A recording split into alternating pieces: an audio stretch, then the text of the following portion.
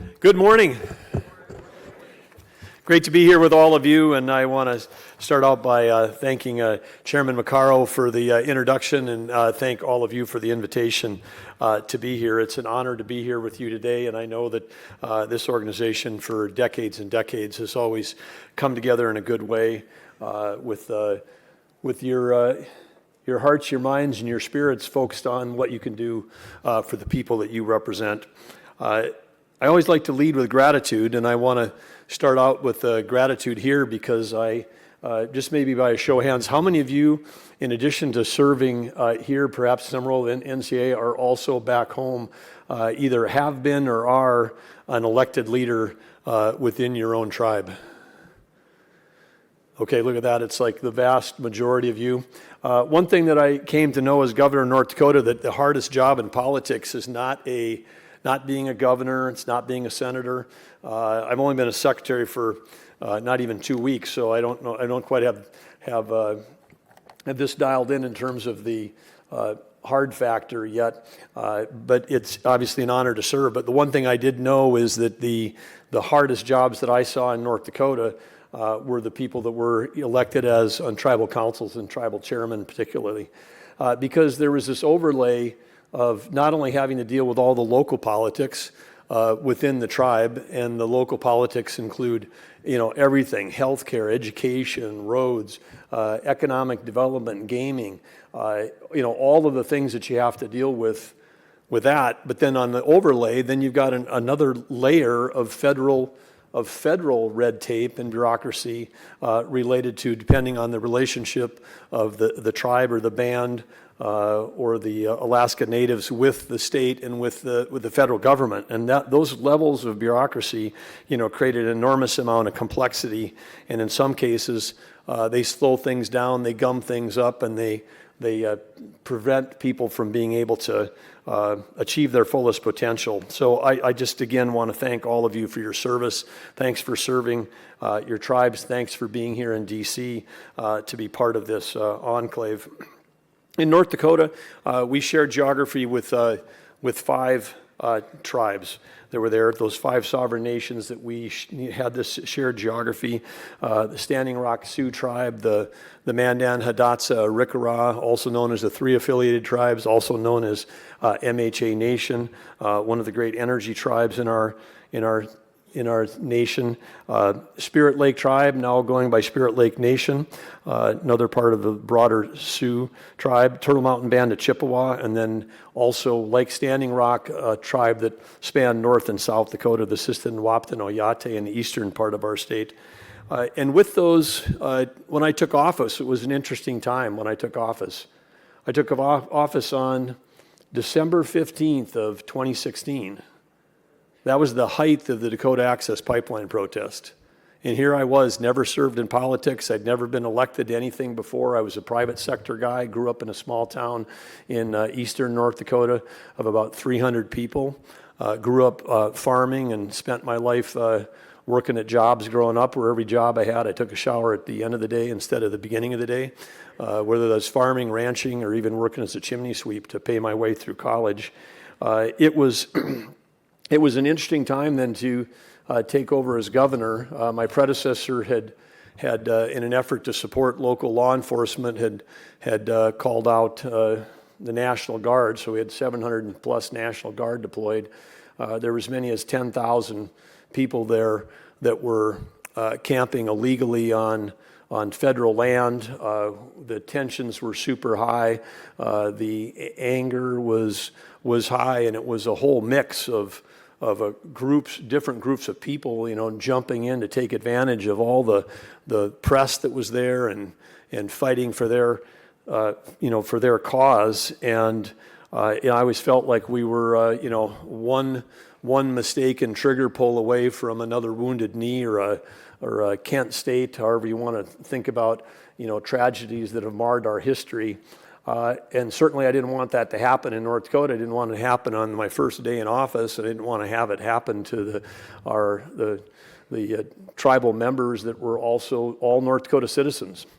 And when I had decided to run for governor in North Dakota, I had an interesting time. I went and I said, and I announced late, we were behind like 69-10 in the polls. I told Catherine, hey, I'm thinking about running for governor. And she's like, oh, no, don't do that. That's crazy. And I said, yeah, but, it's like we competition's good. And this person I'm running against is, I've known him my whole life. He's been a career politician for 40 years. And competition's good. And we'll have fun. We'll have fun, doing this. And you don't have to worry about being first lady because we're so far behind, we don't have a chance. And then she said, okay, on that one. So she calls herself the accidental first lady. Anyway, we said, okay, well, I said, how should we do this campaigning? I said, well, we've got 53 counties in North Dakota. We're going to go to all of them. And we're going to go to every county seat, no matter how small it is. Our smallest county seat is about 23 people, Slope County in western North Dakota. But I said, we're also going to go to each of the 5 tribes. And we're going to go there, and we're going to listen and see what it is, see what's on their mind, knowing that, the politics at that time, this is still in the January, February of 2016. So we went to the first one, first stop, when we were at Turtle Mountain, and we asked all the leaders to come and visit, and a few of them showed up because they're like, who's this guy? Never heard of him, and he's never, he's not endorsed by the party, and he's not whatever. So we came, and they said, what are you here for? And I said, well, I'm running for governor. And I said, I wanted to come here and listen and hear what's on your mind about stuff. And then they said, well, and a lot of them were sitting, back, arms crossed, leaning back in the thing. And they said, well, we're not sure why we should be here because we don't think you're going to win. And I'm like, well, nobody thinks I'm going to win. Look at the polls. I'm down so far. I don't have a chance. No, we don't think you're going to win because we heard you're going to spend a day at each of the tribes while you're campaigning. And you're going to spend 5 days. It's January. The primary's in June. Nobody knows who you are. And you're going to waste 5 days because we don't vote for Republicans. And I said, oh, okay. I said, well, I get that if you're not going to vote for me. But guess what? If I'm elected and I'm the governor, then I work for everybody. I work for everybody, whether you voted for me or not. That's the way it works. So, because the one thing you need to know about me is I'm not a politician in the sense that I will never, ever be a senator or a congressman. Great respect for all the people that do that work. That'll never be me. I'm an operating guy. All I've ever done, I've been an entrepreneur. I've started companies. I've run companies. I've built companies. I've led companies and had good success doing that because my focus was always external. It was always about, how do we take care of the people that we're serving? How do we take care of those customers? And that was the approach I was going to bring to the governor's office. It wasn't a political approach. It was hey, we've got to make things run better. These things, whether it's our schools, our health care, our DOT, there's things we can do. And I knew that from having worked for decades in technology, that I knew that I had an opportunity to bring some ideas to how to get government to work better and spend less taxpayer dollars doing it, cut red tape, and make things run smoother. So anyway, one of the leaders at Turtle Mountain said, well, we don't think you're going to win because you're spending all this time with the tribe. And as I said, yeah, but I'm going to spend those 5 days and I'm going to visit whatever. I said, what do you want to start with? And I said, let's start with healthcare. Tell me about healthcare. And they said, well, the first thing you need to know about healthcare in Indian country is don't get sick in the fourth quarter. And I'd lived in North Dakota my whole life. And I said, what could you possibly mean? Don't get sick in the fourth quarter. And they said, well, Indian healthcare, it doesn't run like Medicare or Medicaid. It's on a fixed appropriation. They run out of money in the fourth quarter. And I go, if you run out of money? I said, what do you mean? They said, yeah, don't get a heart attack and need a stent in December because, or whatever the fourth quarter is, end of the fiscal year. I was just learning it. But anyway, they said, don't do that. I just said, that's amazing. I walked out of there and I told the couple of people that were with me, I said, how is that possible that we have a system in America that people that most Americans wouldn't believe that even if you told them that this thing runs out of money. I just said, that doesn't seem right. Well, that was the beginning of my discovery of how many things were broken in Indian country. And I spent 8 years as governor trying to work with the tribes to fix as many of those things we could. And some of them we got fixed, some of them we didn't. But that was a good learning lesson for me. And and back on the Dakota Access Pipeline protest, so now I'm in, you fast forward from that meeting in Turtle Mountain, that was in January or February, then I got, elected in November, took office on December 15th, the first day, and I said, hey, I need to find out what's going on down there. I'm gonna call Chairman Archambault, and from the Standing Rock Sioux Tribe, I'm gonna call him and offer to go down there. And it's like, oh, you can't go down there, it's too dangerous. There's all these reasons you can't go down there. And I said, no, I'm gonna call him, and we're gonna go down there. And so I called Chairman Archambault, and I said, Chairman, I'd like to come down and meet with you. I'd like to meet with you, your tribal council. And I said, and from what I've been reading in the papers, and this wasn't the local papers, but like the New York Times, so I said, I want to meet with the camp leaders. I want to meet with the camp leaders that are leading the protest. And Chairman Archambault said, I'd love to have you come down and meet with me. That would be fantastic. We'll host you, and we'll host you at the casino, and we'd love to have you come down. I said, okay, can we meet with the camp leaders? And Chairman Archambault said to me, I don't know any of the camp leaders. I used to know all the camp leaders 8 months ago, but now this thing's been taken over by a whole combination of people that are all, in this for their own thing. And I said, well, that's not what I'm reading in the paper. Every day I read in the paper that this is a Standing Rock Sioux protest. And he's like, nope, I don't know the people that are there running the protest camp. I don't know who's making the decisions. I don't know who's doing the press conferences. I don't know any of that stuff. So we came down there and met, and we met in a room in the casino, and the first speaker got up, professional protester, beautiful orator, spoke eloquently for 20 minutes about, the wrongs of the world, and pointed his finger at me and said, and I've been governor like a week. And he's like, and you, Mr. Governor, and you're part of this world, and Donald Trump, and you've done this and done that and done whatever. I'm like, I literally just don't even, I barely know where, a bathroom is in the Capitol, and I'm being accused of being the root of all the evil and thing. And I'm like, fine, I get what he's doing. But anyway, beautiful, powerful speech. And what are you going to do about it? What are you going to do about this? And I turned to Chairman Archambault, who was on the other side. We had big U-shaped tables, and I said to Chairman, I can see that there's a lot of people here that want to speak tonight. Who would you like to have go next? And I didn't respond to that first speaker, and I didn't respond to the second one, because 5.5 hours later, I was still taking notes from speakers that were coming up, saying all kinds of things that had no connection to reality, complete misinformation, spreading lies and fears to raise money for their own causes. There was over 200 GoFundMe accounts by the time that thing got done. Only one of them, the money went to Standing Rock. The other 199 had the word Standing Rock in the GoFundMe account, but the money wasn't going to the tribe. It wasn't going to tribal members. It was going to people that were grifting off of that situation. So I learned a lot about how people use fear and social media to raise money, and they are doing that when they're tying themselves to something that they know that people may send a check to, but it's not helping, wasn't helping the people of our state, wasn't helping the members of Standing Rock.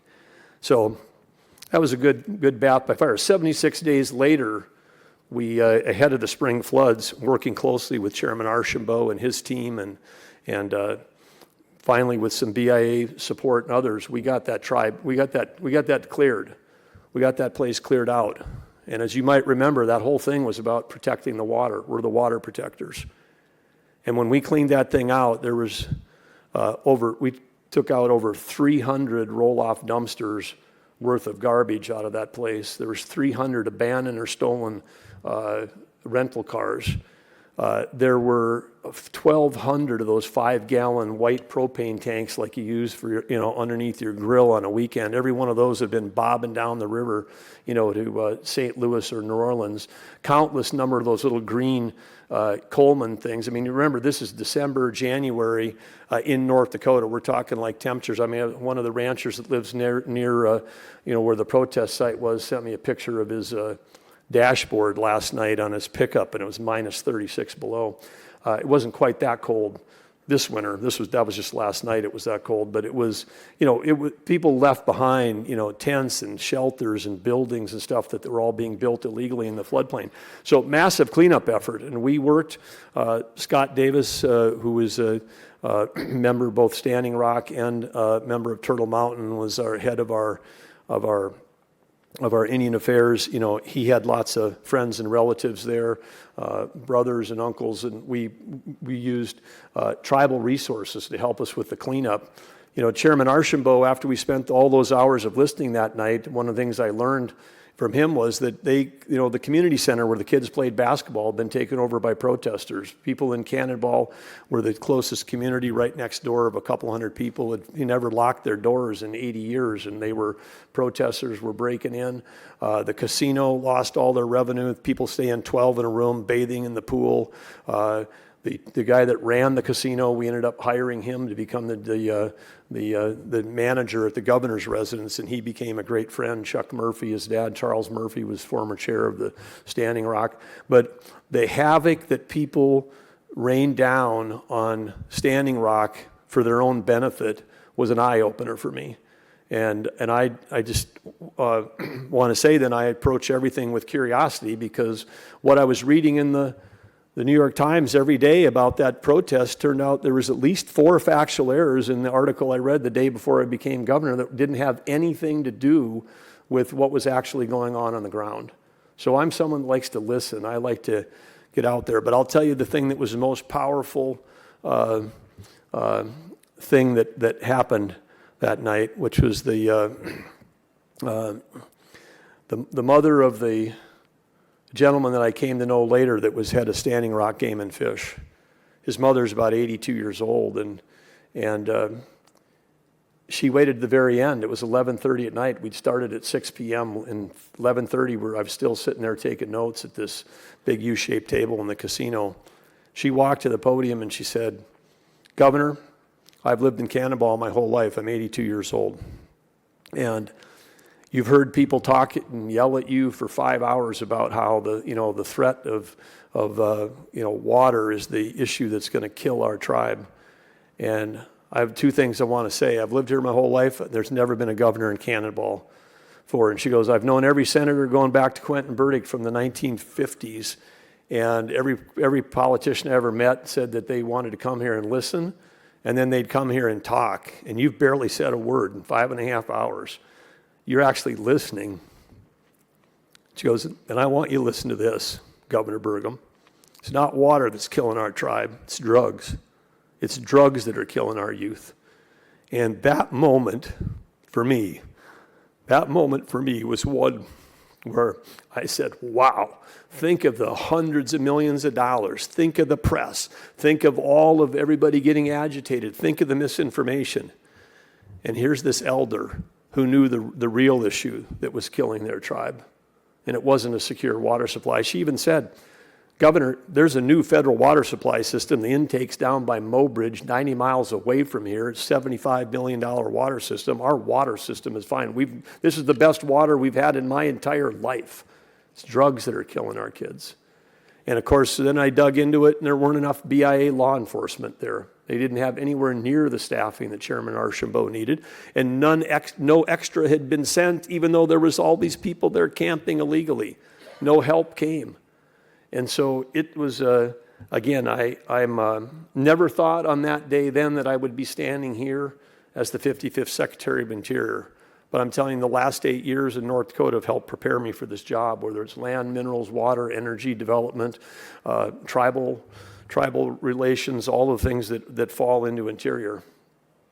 Everything except, I joke, Interior, we're also responsible for a couple billion of offshore acres, but it turns out when you've spent most of your life in the center of North America, you don't know a lot much about the ocean and offshore stuff, so I'm going to have to get up to speed on that. But anyway, I want to thank you for the opportunity to be here, and I want to thank all the tribal leaders that I've learned so much from in North Dakota. I look forward to working with all of you, but I do want to say that here on behalf, and I understand I might be the only person that is here from the Trump administration, and I know from some of my team that's been sitting here the last couple of days, there's been a lot of things that have been said, And some of it, like that protest at Standing Rock, is just misinformation. This OMB memo telling you to be afraid there's going to be no money coming from the Trump administration, that thing got rescinded about 36 hours after it made it. It didn't come from the White House, it came from OMB, and then the White House rescinded it. And then a week later, I'm going through my hearing, and I thought, well, hey, they're going to be debating my nomination. I better tune in. I'm not a guy that watches C-SPAN. Never watched it in my life. I turn on the thing, and every speaker gets up and talks about all the funding that's been cut off. And I'm like asking people that work in D.C., why are they talking about that when a week ago they rescinded this thing? Well, they're talking about that because it helps them raise money for their campaign. It's like we got to fight back. So I would want you to make sure that either you're talking to Interior or you're talking to the source from the White House, because I know there's misinformation. The deportation stuff that's going around, none of that is true. I've had my chairman back home send me information that they've seen on social media, and it's just completely false. Some of them are false accounts. Some of them, look what Donald Trump said. That's not even his account. So I just want to say here, I know I'm here because I work for everybody. I also know, but in terms of presenters, I'm in the minority. But I just wanted to touch on that to make sure, and to do what I do, which is when I get information, is I try to stay curious and say, hey, I can't just read the New York Times. I better call Chairman Archambault and find out what's going on the ground. And the same thing here is I would encourage you, and we can do a better job. I know we've got a responsibility to Interior. We can do a better job of trying to understand what information you're getting, and we can be a source of information to help reduce the fear and focus on what we can do together to work on solving the many common problems we have. And I want to talk about that. I mean, energy, economic development, natural resources. It's a big opportunity for the land-based tribes, but for America. Even if you're not a land-based tribe, this matters, because if we're going to pay down a $36 trillion debt, then we've got to figure out a way to not just focus on our liabilities, that's the $36 trillion, but we got a bunch of assets. We might have $100 trillion in assets, but those assets are out there in public lands. And I'm not talking about our most precious places. I'm not talking about our national parks or national monuments. I'm not talking about any of that. I'm talking about the fact that we've got 500 million acres of land that are in public hands that were put away for the benefit and the use of the American public. That includes all of you. Not tribal lands, but just the BLM lands, the U.S. Forest Service lands, all the lands that are out there. And some of that land is inhospitable and unoccupiable, but underneath that, it has value to allow us, whether it's critical minerals, whether it's energy resources, whether it's using that for wind or solar, it doesn't matter, whatever it is. These land resources are huge. 500 million acres is almost the equivalent of a quarter of the lower 48 is public lands, and yet our return on that investment right now is almost nothing. And it's one of the ways that we can help create the funding to benefit everybody. And as we talk about being in this era of abundance, it's not and versus or. It's not like, oh, if we're going to do minerals, then we're going to destroy the landscape. I got curious the other day, and I got in and I said, hey, how much do all the mining, because we used to be a great mining culture in our country around as late as the 1990s, and now we get our minerals from other countries, for a battery or for whatever, we get our minerals. And guess what they do? They use child labor, and they don't do any reclamation. The biggest polluters in the world is who we're buying our stuff from. And when we do it here in the U.S., we do it cleaner, smarter, safer. And now with modern technology, we can do it in an automated way. We can protect the environment. We can do and. It's not or. It's not like, oh, if we stop mining here, we're going to save the world, when we give it to people that do it worse than we ever did it. We never were as bad as what some of these other countries were. So this is an opportunity to do both. It's not neither. It's not like, oh, you can't do that. It means like sometimes we try to cancel each other out. But we got to move into an understanding that we're in an era where we can do and. We can protect our best natural places, and we can do that. The amount of space out of those 500 plus million acres that are in mining is 0.2%. 0.2%. I mean, it's like this. It's like you can barely find, if you put it on the map, you can barely find it. I mean, we are so underutilizing our ability to take advantage of things that would benefit every single American. We did this in North Dakota. We became a powerhouse energy state using an all-above approach, and at the same time, we kept our eye on that we were going to have, always be at the top of the list: the cleanest water, the best air quality, the best soil health. In North Dakota, 90% of the land in North Dakota is privately held. It's owned by farmers and ranchers. And again, the thing that I know is there's this trust relationship, but as governor, I never met one person from D.C.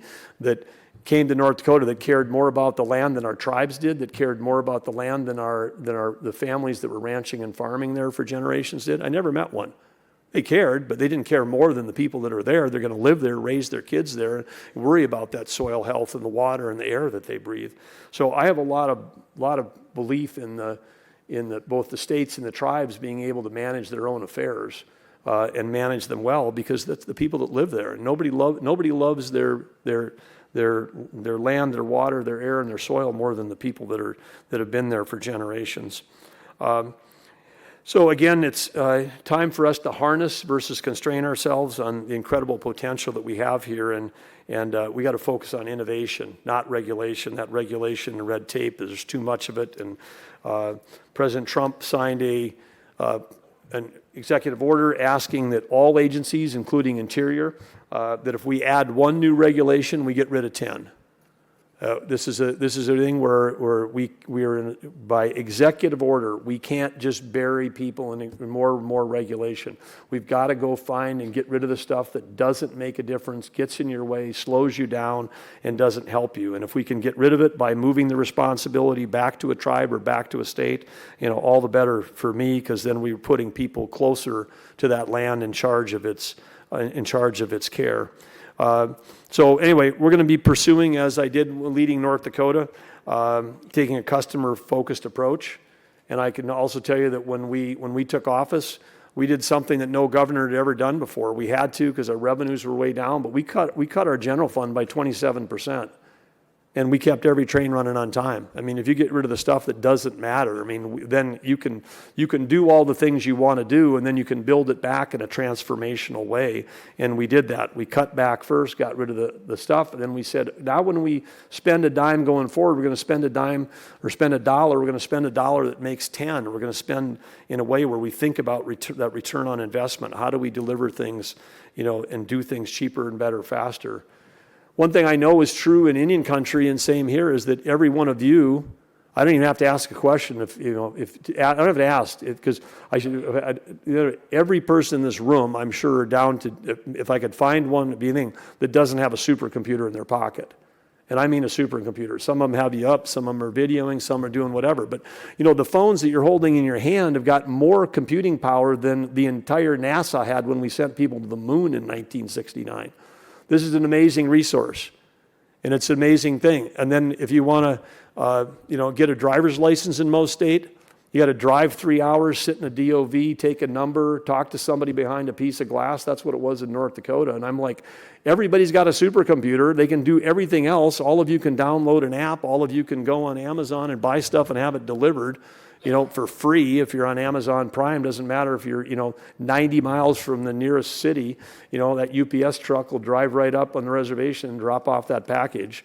So that's the experience that everybody is having. Your tribal members and the citizens in every state, they've got a consumer experience at that. And then the government experience is just like, okay, we're going to go back 3 decades and fill out a form on paper, do this, do whatever. No, we've got some catching up to do just in terms of how we deliver services. So if people, we have to understand, we can take cost out and improve service. We can do both. It's not like if the inputs go away that somehow the outputs collapse. No, we can be smart about how we're doing that.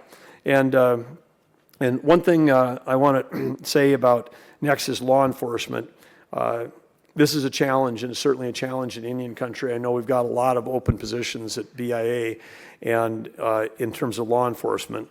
And this is the same as most cities and most highway patrols, most whatever. We've got to get respect back for law enforcement. If we get respect back for law enforcement, it becomes a profession where people want to take the risks to and serve their communities in that way. And this is something that we're going to be focused on. I was focused on it as governor. I worked with our 2 senators in North Dakota trying to get a BIA law enforcement training center in the Northern Plains because that was an issue on the Northern Plains because of the training was in the Southwest. But we need more, and we need to create a culture where people want to serve. Nothing more heartbreaking than a family whose grandparents and parents have served in law enforcement at the tribal level or at the BIA level telling their kids, don't go into this profession anymore. We have to change that culture around because it matters, and I'm particularly concerned because I know that the bad guys, the cartels, the organized crime, as they've done in almost every state, they know that we're short of BIA law enforcement. They know that all of the layers that are occurring there, that we've got cases where we've got people that are operating and using that as a safe haven. We worked with our tribes in North Dakota to create MOUs to make sure that we had protected the sovereignty of the tribe, but also made sure that we were protecting the legal liability of law enforcement, whether it was tribal chasing somebody across a line into a county or into the state, or vice versa, that we could work in collaboration. One of the heartbreaking moments when I was first digging into law enforcement was I found out that places in our state that if you called 911, they wouldn't ask you, what's the emergency, ma'am? What's the emergency, sir? First thing they'd say is, are you a tribal member? And I was like, what? Why is that happening? And they said, well, we have to ask the question because if they're a tribal member, we can't send the county sheriff. For a tribal member, we can't send the highway patrol. For a tribal member, we got to find tribal police or BIA, and sometimes they're an hour away. I'm like, it's an emergency. Can't we just solve the problem first and worry about jurisdiction? Anyway, so in some of our tribes, we got there. We got to a point where we said, look, we're going to stop having this happen. We're going to focus on the person, and then we'll afterwards, we'll get things sorted out. But others are still resistant to that kind of collaboration. They've got concerns, they've got fears. That's their right. But again, what a horrible thing that we've got to ask that question today to know. They're asking that question because then they got to try to find the right person to send. And sometimes that can mean the difference between a good outcome or a bad outcome. If you got somebody 5 minutes away and you can't send them, but somebody else is an hour away and you can, we just have to figure out what's our priority here when we're thinking about law enforcement. I know one of the other things that is certainly true that I learned from my time working with the tribes was the number of people, the tribe that served in the military, that served our country and did that with pride, and the way that veterans are honored by our tribes is better than I think than any of the other communities that I was involved with. And I would like to just take a moment right now because I know I'm sure there's some of you in there, but if there's anybody here that served in the military, if you could please stand, whether you're a veteran, active duty, whatever you are, please stand and let us give you your thank you. Thank you very much.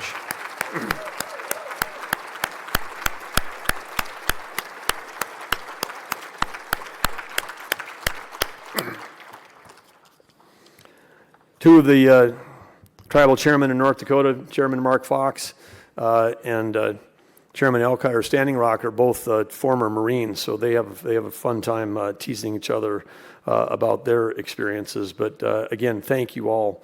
Education. This is again a question of inputs versus outputs.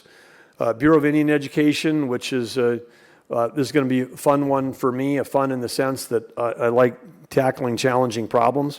In North Dakota, we had a separately elected superintendent of public instruction. She was a great partner. We worked together on all kinds of things. She cared deeply about outcomes. But one of the things that we really couldn't touch in our state was the few BIE schools that we had. There's tribal schools, there's public schools, and there's BIE schools. And it's just the fact. I know we've got hardworking, dedicated, committed people inside of Interior that work in BIE, and I'm looking forward to working with them. But I also know that it's also a fact that in many places, in many states, the BIE schools are the ones that have the most dollars going in and have some of the lowest outcomes coming out. And that's something we just have to look at. We have to make sure that our focus is on the students.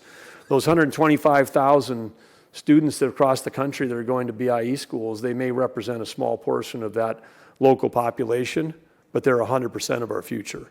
And we got to make sure that our focus is on that. Whether it's Indian Health or BIE, we got to make sure that we're talking about healthcare for the people that we're serving, and we're talking about education for the students. If it's a jobs program for the adults, then we got to say, let's do other economic development to find great jobs for the adults as opposed to trying to preserve jobs in these things so that the dollars can go towards the education or towards the healthcare components. Healthcare, of course, not part of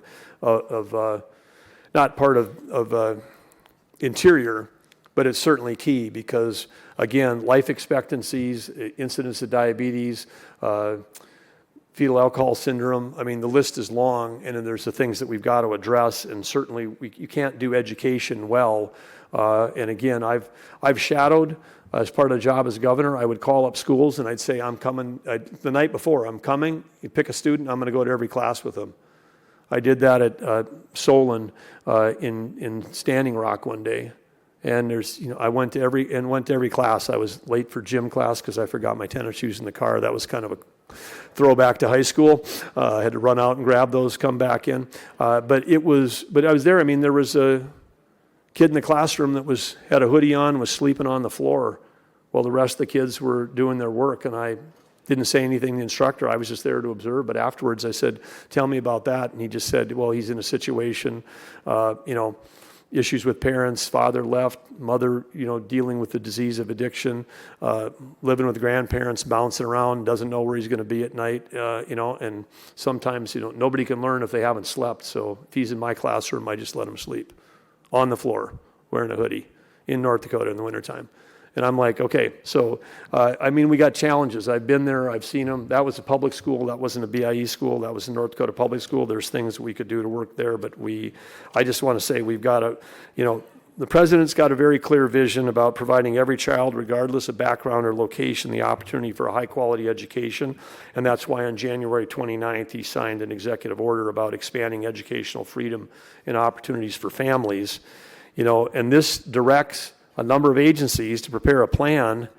When that would put together, then if you're a BIE student and that federal money, if this plan could include that the dollars follow the student, so that the dollars, instead of going to the school, could go to the student could say, hey, there's a great public school down the road, there's a great private school down the road, I could take those dollars and go there, because we want choice for every family in America. Every family in America should have the choice of where their kids go, and if we can get to this point where the dollars follow the student, that would be great. That's the dream. So anyway, every family ought to have the freedom and the resources, including the financial resources, to choose the educational setting that best fits the needs of their children. So we've got work there. So we've talked about economic development, we've talked about law enforcement, we've talked about education. In conclusion, I just want to offer a couple thoughts. One is, I think that recognition is a key thing. I've only had a chance to walk through. There's 3 miles of corridors in that amazing 1930s interior building. So I'm still getting around here on trying to understand what's going on. I know we got 574 and growing number of federally recognized tribes. I have not counted 574 flags in the building.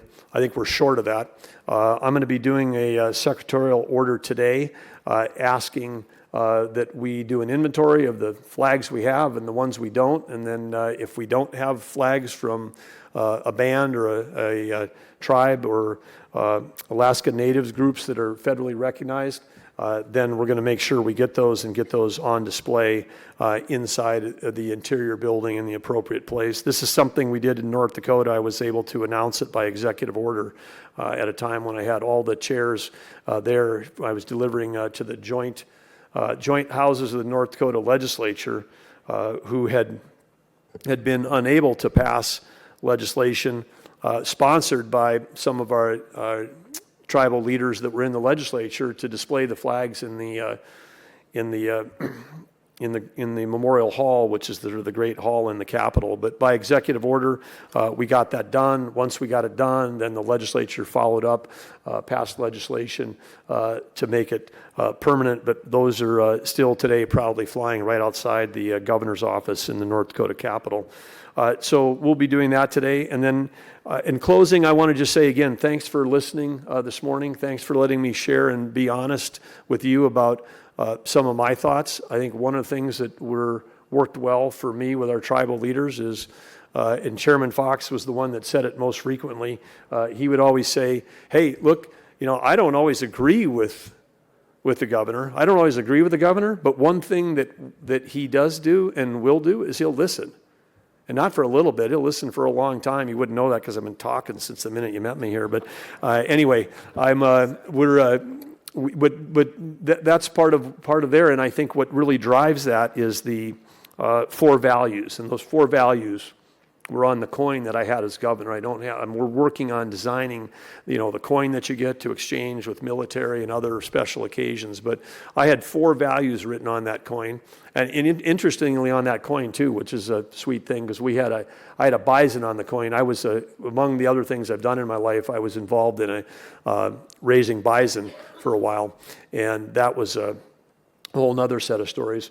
I mean, when you jumping into that when I knew some things about cattle, but I didn't know a lot about bison. I didn't know they could jump over the top of a 6-foot round bale and jump over a car gate that was 12 feet long and run. I knew they could run 35 miles an hour. I didn't know that they could jump like a cat.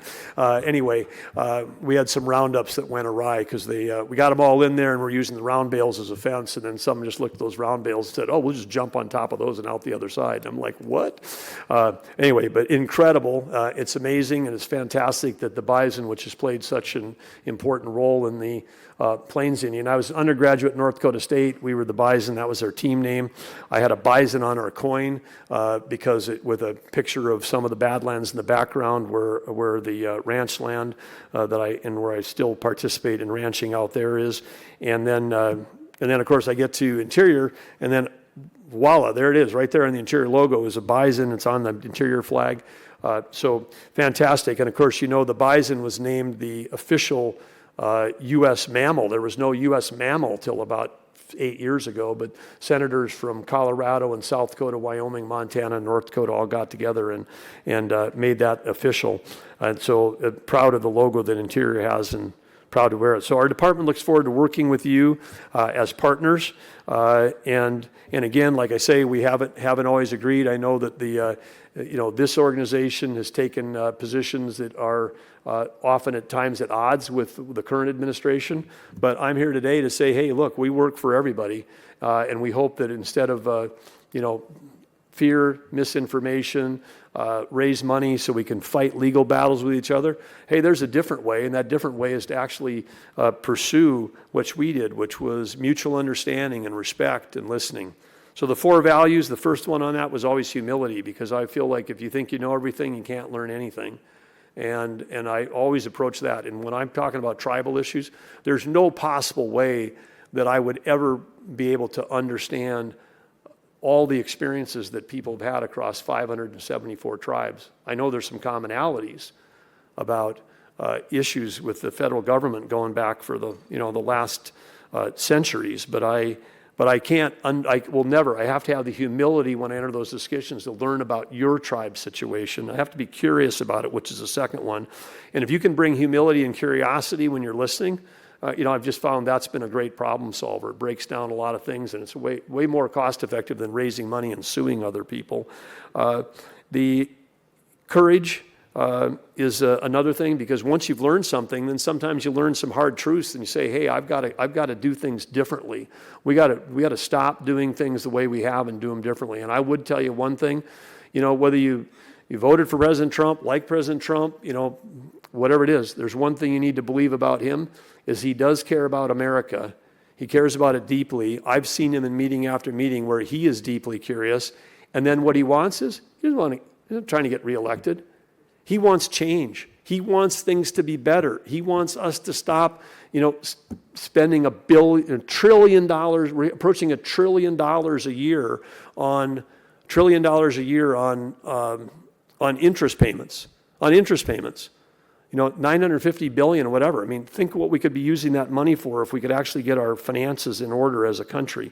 So he wants change. He wants it to happen. He wants to happen quickly. And so we've got humility, curiosity. We've got the courage to drive change. And the last thing is gratitude. I open with gratitude, and I'm going to close with gratitude. I want to thank Chairman Maccaro and the invitation. I want to thank all of you for listening so well today, and I want to invite all of you to begin an era where we focus on collaboration and mutual respect to solve the many issues that we know we're facing in Indian country. Thank you so much. Grateful to be with you. Have a great rest of your conference.